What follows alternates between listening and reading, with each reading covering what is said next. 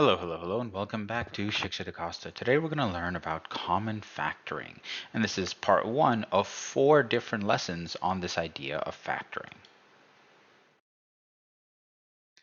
In this lesson, we're going to learn how to take an algebraic expression and turn it into 2 or more factors, where one of those factors is a monomial.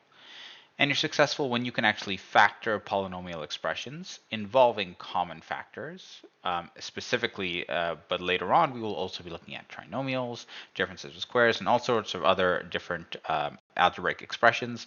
And we're going to factor these using all sorts of different tools and different strategies. To start off, take a look at these 3 diagrams and see if you can find the value of the missing dimension. So that would be the area, the width in this case, and the length for this third one. Pause the video here and take as long as you need to do that. Well, the first one is quite easy, right? We know that for any rectangle, the area is always the length times the width. And in this case, we know the length is 2. We know the width is 8. So 2 times 8 gives us 16. And that's our missing dimension, an area of 16. This next one's a little bit tougher. We know that the relationship between these 3 is the same as it is here. That'd be length times width.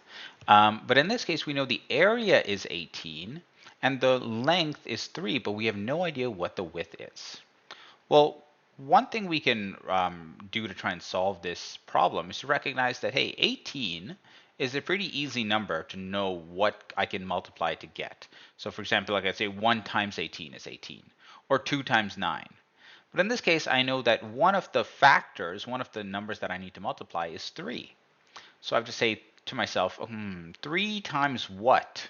3 times some number gives me 18. And I know that 3 times 6 already does that. So 6 must be the value of W. In this one here, I have something very similar where the area is length times width. And the area is 63 and the width is 9. So what number multiplied by 9 gives me 63? Well, I know that that is 7. And so 7 must be the length. This process of taking a number and turning it into 2 numbers that are being multiplied is called factoring. In fact, whenever we are multiplying something, we call that a factor. So here we have 2 factors because they are both being multiplied to result in a product of 18. Can you expand this expression right here? Pause the video here and take a minute to do just that. Well, hopefully you realize that to expand brackets, you take the coefficient, which in this case is 3, and multiply it by every term inside the bracket. So 3 times x is 3x, and 3 times 3 is 9. So we can say that 3x plus 9 is the product because we got it out of a multiplication operation. It's the product of 2 different factors. The 2 things that we multiplied to get the product are the number 3 and the algebraic expression x plus 3. And so one thing we realize here is a factor doesn't just have to be a number. It can even be an algebraic expression like x plus 3. And if somebody asks you to factor something, so if they use it not as a noun, a factor is something that you do multiply by something else. But if somebody asks you to factor something, and they use that as a verb, what they're doing is telling you to create more than one factor, to create factors that I can then multiply to create the product of whatever it's giving you, whatever the expression is. And to do that, you sort of have to reverse this idea. You have to go from an expression like this and find 2 factors that can, if I were to multiply them, I would get the resulting expression. So 3 times x plus 3, if I expand that, that gives me 3x plus 9. But I can factor 3x plus 9 to give me these 2 factors, 3 and x plus 3. In order to factor, the strategy we're going to learn today is finding the greatest common factor. Can you find the greatest common factor between 6x and 24? So pause the video here and list all the factors of 6x and all the factors of 24.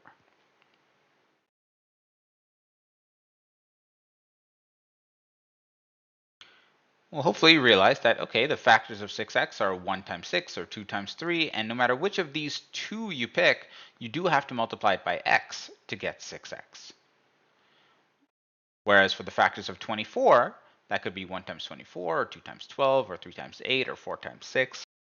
Either way, the greatest factor that these two have in common is very clearly 6. And so if you were asked to do something like factor negative 6x plus 24, what you would do is recognize that both of these can be divided by 6, because that's the greatest common factor. And that would give us a whole number.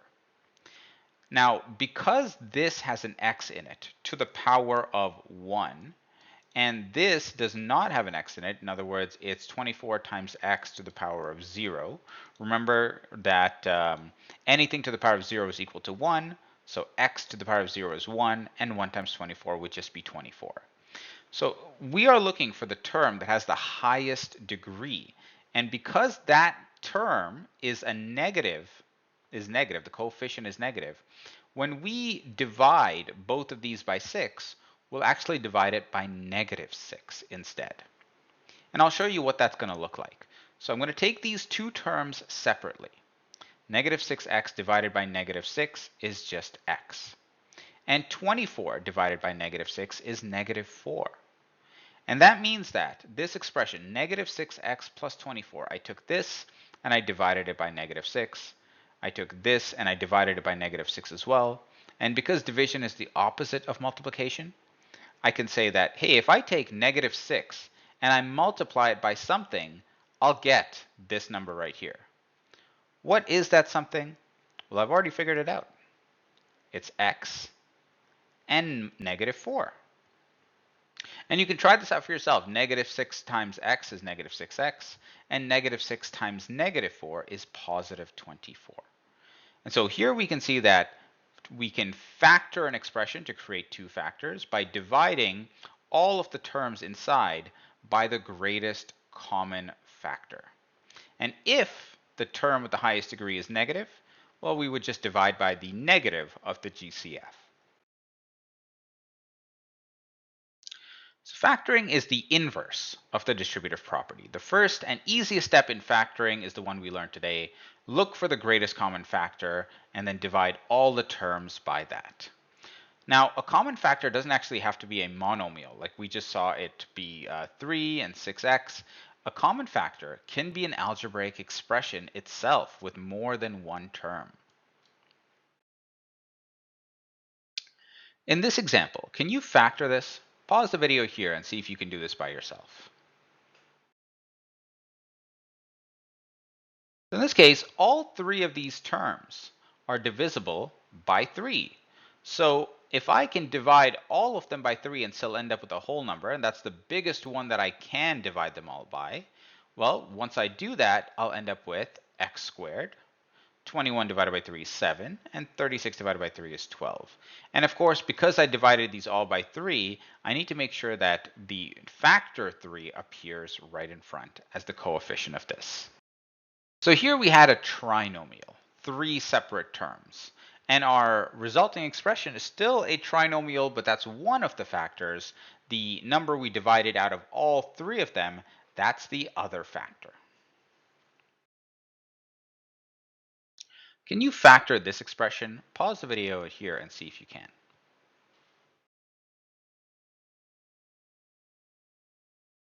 Well, recognize that all 3 of these terms are divisible by 3. 3 is a multiple of 3, so it's 21, and so is 36. But all of them have at least one x in them. So in fact, the largest thing I could divide all 3 of them by is not just 3, but also by x. So the greatest common factor in this case, we would say, is 3x.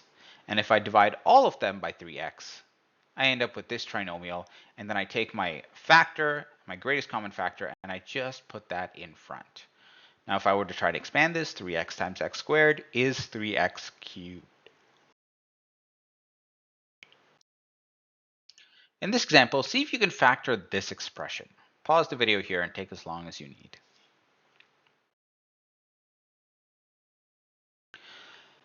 Well, at first glance, you might look at this and say, oh no, there's brackets. It'd be best if I could expand and simplify this. But actually, that would be making your life a little bit harder.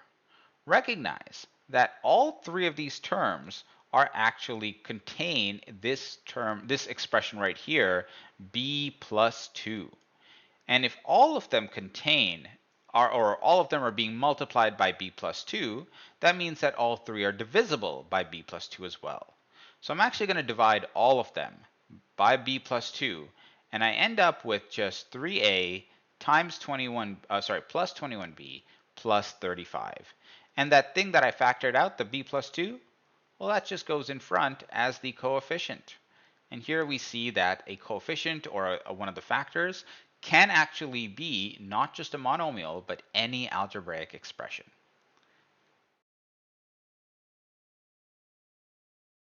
Use algebra tiles, like the ones that we see over here, to show the factorization of 6x plus 9. So I'll pause the video here and you go ahead and give this a shot. See if you can recreate this expression using just algebra tiles, and then see if you can use the tiles that you've chosen to demonstrate factorization.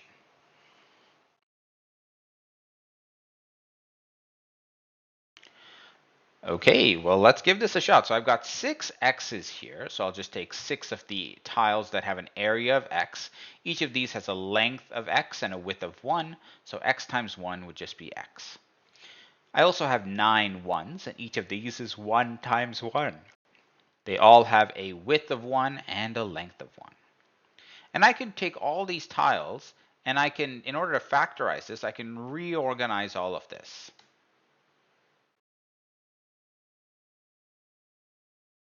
to look like this. And now that I've organized them, and the reason I did this in this way is because I wanted a nice rectangle, a rectangle that has a length and a width, and now I can find out exactly what that length and width is. Notice that this had a length of x, so this is x, this is also length of x, and this is a total length of 3. For the width, we can see that each of these is just 1 unit wide, and so if this expression can be represented by the area of algebra tiles, well, a good way to factorize that would be to show the length, which is 2x plus 3, times the width, which is just 3. And so I can rewrite the area of 6x plus 9 as 2x plus 3 times 3.